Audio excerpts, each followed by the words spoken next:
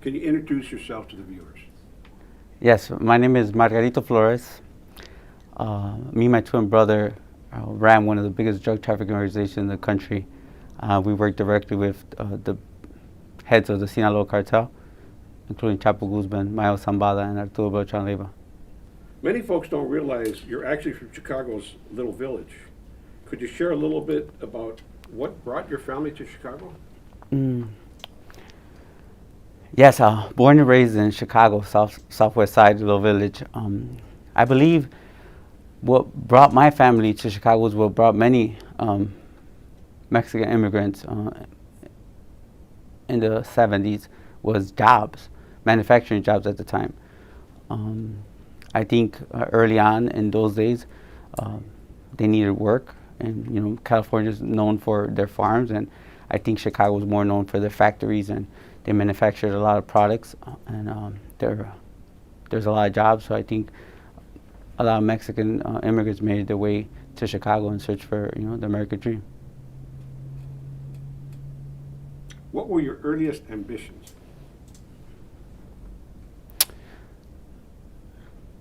Well, I think my ambitions were passed down on me from my father. I think was to have money, not to be poor. It was more of a negative, not something I wanted. It was something I didn't want to live through, and that was to be poor. Were you a good student growing up?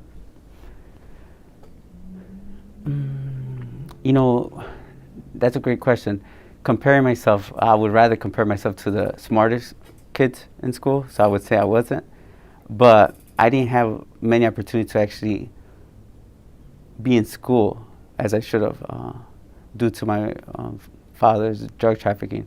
So he would put us out of school a lot. But for the most part, I think we're quick learners, fast learners, and we did pretty good.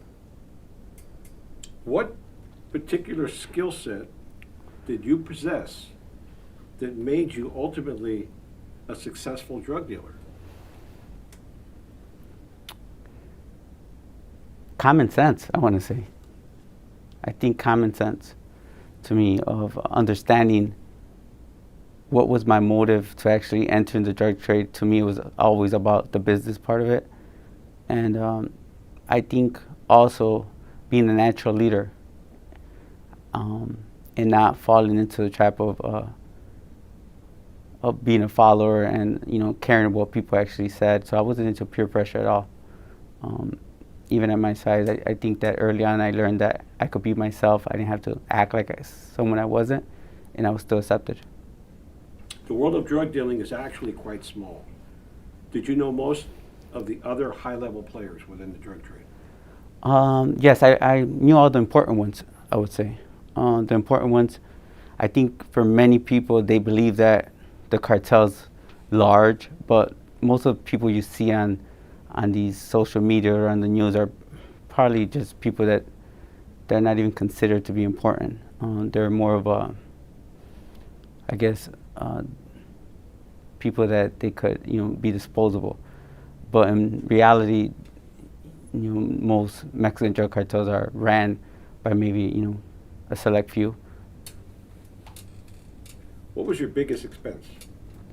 My freedom. My biggest expense definitely was my freedom. Is all the sacrifice and I had to do to actually gain it. You began and ascended buying drugs from a Chapo. At what point did you show up on his radar and share how you began working with him? I think that's a misconception that I started working directly with him. I began drug trafficking at the age of 17, and I dealt with many drug distributors from the Sinaloa cartel, from the Juarez cartel, and the Gulf cartel. Before I met Chapo Guzman, my brother's organization was already selling ton quantities of cocaine in Chicago and elsewhere. Eventually, I started working directly with Chapo Guzman and Mayo Zambada, collectively. Do you believe that cartel violence has spilled into and affected the United States? It's possible, but I don't believe it's affected the United States. I believe that drug cartel wars are fought in Mexico. From all of my experience, that invisible line is not to be crossed. I think some of the violence that's happening across the United States has a lot to do with maybe the demand for drugs or drug use, or the problem that the United States has faced with for 20, 30 years is the gang problem. I come from a city of Chicago where they don't kill each other over money or drugs. They kill each other over gangs. That's the culture. I've yet to see a gang member who benefits off of drug trafficking. All the gang members I've come across are broke, are drug users. And I think that's the problem. The demand, the drug use in the United States and in different parts of the world. I see it, being an issue in Canada. The drug use is increasing, and so is the violence there. I think we call take a look at Canada, what's going on in the last 20 years, and it gives you a good example of what's happening in the United States. What are the differences between the United States and Mexico drug markets? Well, for the most part, there isn't a drug market in Mexico. Mexico primary dealing with drugs is going to be distributing them in the United States. It's a business to them. In America and elsewhere, it's the use of drugs. So I think it's a completely different business there. Most cartel members are prosecuted by the U.S. and end up in federal prisons within the U.S. Does this imply that the Mexican mafia will always have a low relationship with cartel members that are incarcerated?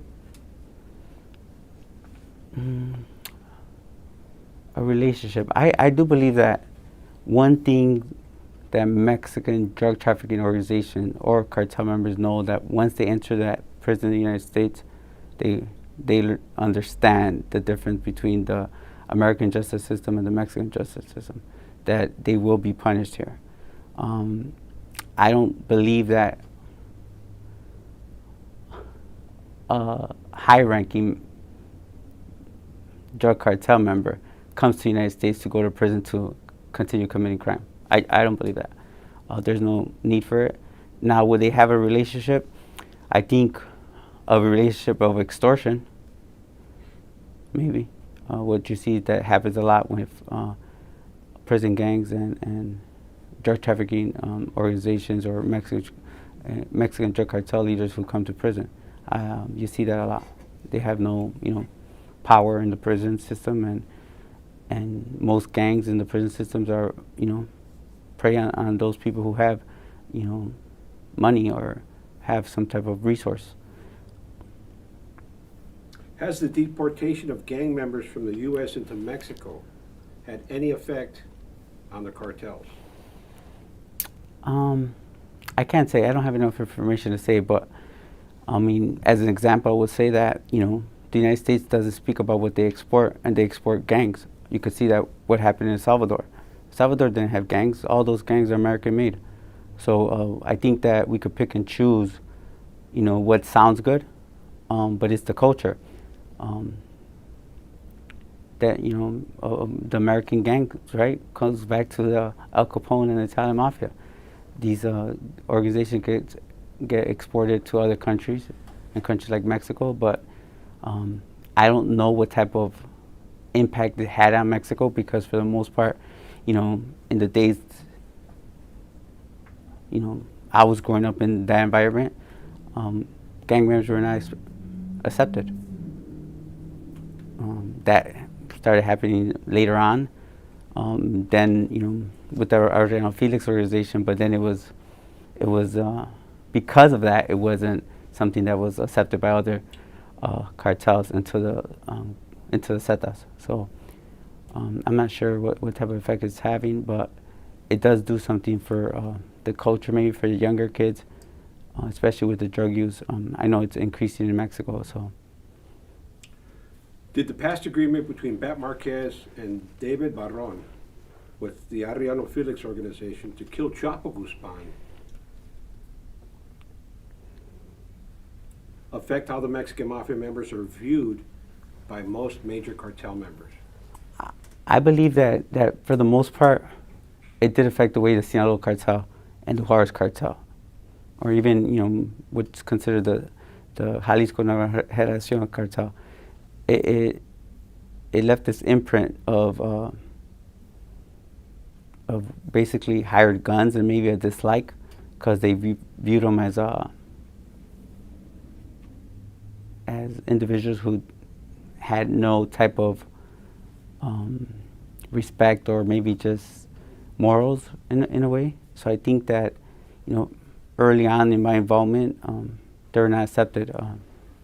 A lot of American gang members were not accepted to be a part of the organization unless they were family members or something like that. But they did not behave in a way that those members, that were involved with the Ariano Felix organization behaved, for sure. Do leaders of the cartels violate the rules? Yes, they do. I think it's been the law of the land for many years. For every organization, leaders will make up and break the rules as they please. It's not a committee. It's one individual who is going to decide what's best for him, and he could wake up one day and decide on something, and those will be the rules of the land. Is cooperating with law enforcement a violation of one of the rules for the cartel members? Cooperation and cooperating with authorities is one of the biggest violations of the rules, just as in any criminal organization, unless it's being done by them or their family members. These are rules they're able to break, bend, and make up as they please. It's exactly what you see is going on. It's something that I saw, that I was aware of for many years, of them using, other cartel members or top lieutenants as pawns, to work out deals with the government. Whatever is best for their business, whatever is best for them and their family is at play.